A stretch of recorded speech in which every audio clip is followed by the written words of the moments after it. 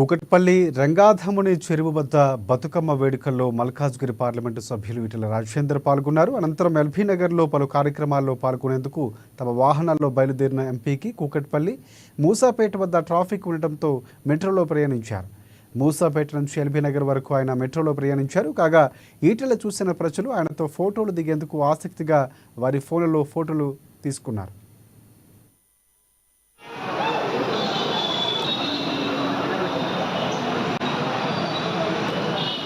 Here for blue line.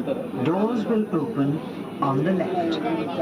Please take की बदले दरवाजे बाईं तरफ खुलेंगे।